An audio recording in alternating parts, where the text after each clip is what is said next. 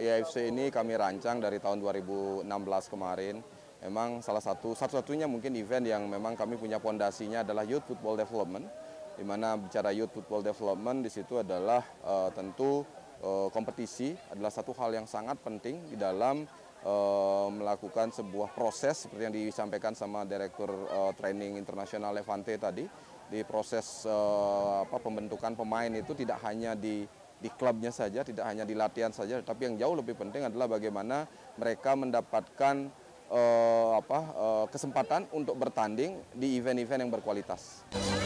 Semangat majukan sepak bola sejak usia dini, IAFC gelar ajang pencarian dan pengembangan talenta.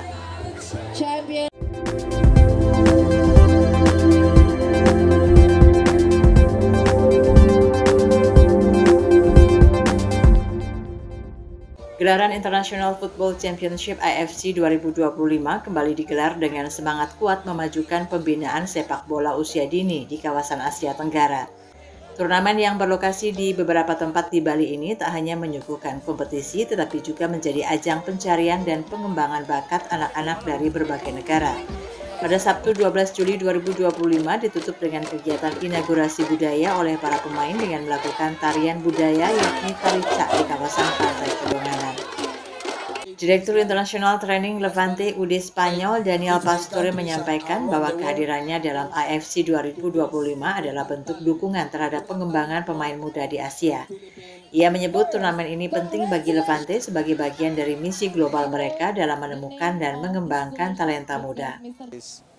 To help in this important tournament, in this important project, to give support to this tournament, stay here to watch the talent in Indonesia, and if it's possible, to give opportunities for these kids come to Spain to live a great experience. Pastore menegaskan bahwa Levante saat ini telah hadir di lebih dari 20 negara di dunia. Program internasional ini bertujuan menyebarkan metodologi pelatihan ala Spanyol dan membuka peluang bagi pemain muda yang memiliki potensi besar.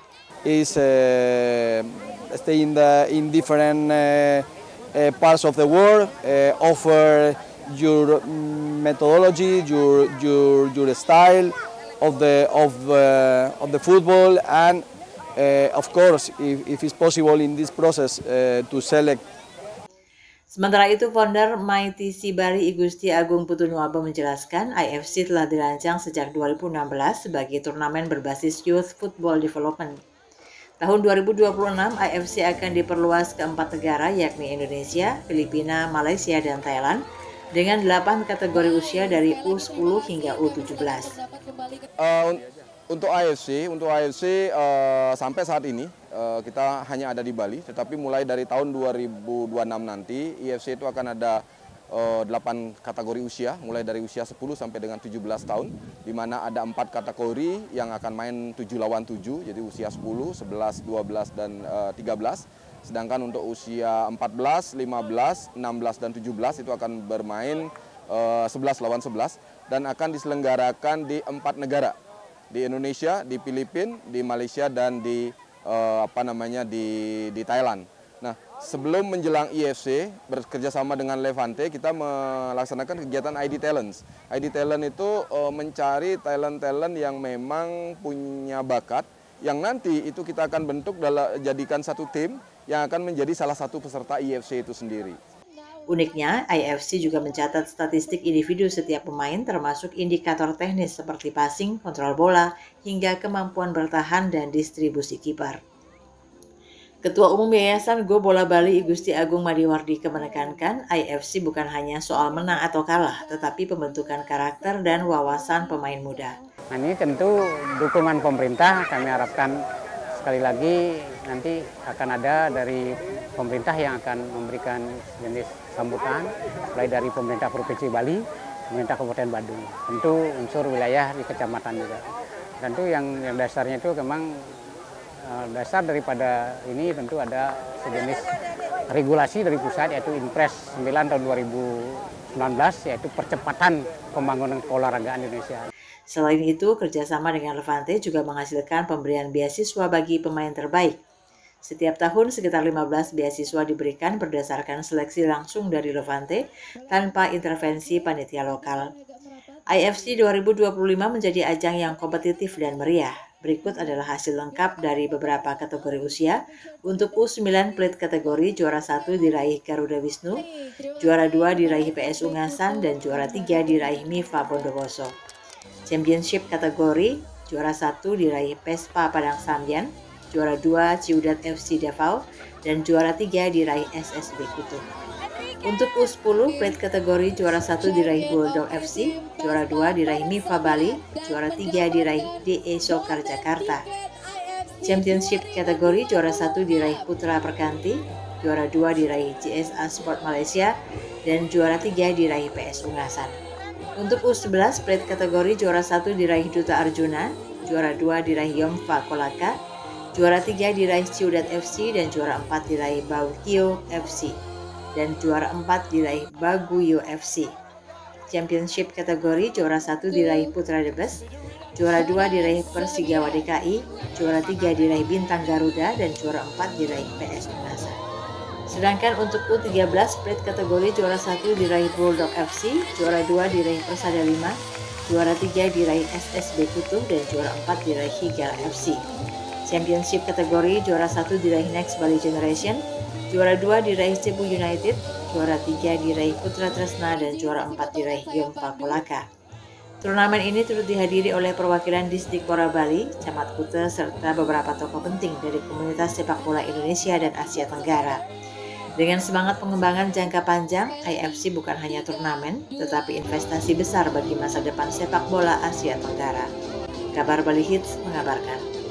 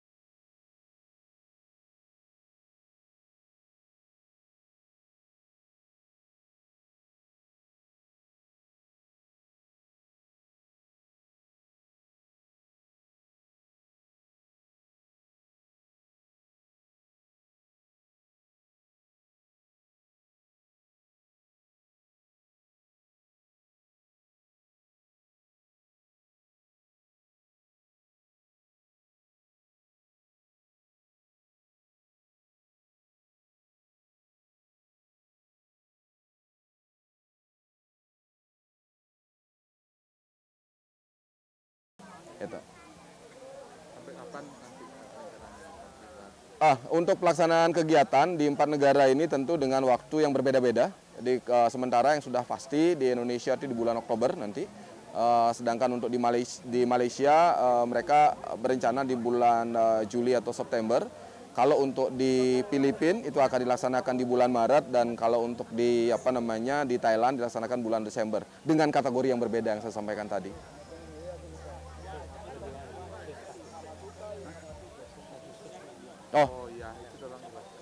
Baik, mungkin yang menarik di IFC ini yang boleh dibilang kenapa negara-negara seperti Thailand, Malaysia, Filipina tertarik untuk menggelar IFC, memang satu-satunya event yang bisa menyajikan, memberikan laporan statistik individu kepada pemain. Jadi itu kita ada basic skill, ada empat indikator yang kita catat, itu sentuhan bola, passing, kontrol, dan shooting. Sedangkan kalau untuk visi bermain mereka ada 6 indikator, cross passing, long passing, acceleration, assist, clearance, dan tackling. Dan untuk penjaga gawang ada 3 indikator yang kami catat, yaitu distribusi bola sukses, saving, dan dan gol. Nah tentu catatan ini kalau menurut kami akan jauh lebih penting daripada trofi, daripada medali. Kenapa? Dari catatan ini mereka bisa menyusun program latihan untuk kedepannya. Nah, ini yang kalau kita bicara di negara-negara Eropa, hampir semua tim, semua SSB, semua akademi, mereka punya statistik sehingga mereka tahu bagaimana progres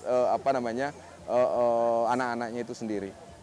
Di selain itu juga di IFC ini ada sesuatu yang berbeda. Jadi satu hari ada kesempatan buat anak-anak untuk belajar budaya kita. Nah, seperti hari ini mereka belajar tarian kecak dan mereka belajar tabuh bela ganjur yang nanti mereka akan tampil sendiri di sini. Jadi kami tidak menggunakan talent profesional, ini mereka yang sendiri yang akan tampil. Nah, ini kesempatan yang buat mereka untuk mendapatkan mendapatkan pengalaman yang berbeda di antara kompetisi yang ada. Ya, terakhir mungkin yang perlu saya sampaikan adalah di IFC ini dengan kerjasama dengan Levante tentu kami memberikan beasiswa scholarship bagi pemain-pemain yang berbakat. Nah, itu ada 15 beasiswa yang dikeluarkan biasanya ya, tergantung dari maksimalnya gitu ya, tapi jumlahnya tidak mesti harus 15, tergantung dari talenta yang mereka bisa temui, dan nanti itu langsung dipilih langsung oleh Levante dan diumumkan langsung oleh Levante. Jadi kita tidak sebagai panitia kita tidak punya otorisasi untuk mengetahui itu gitu.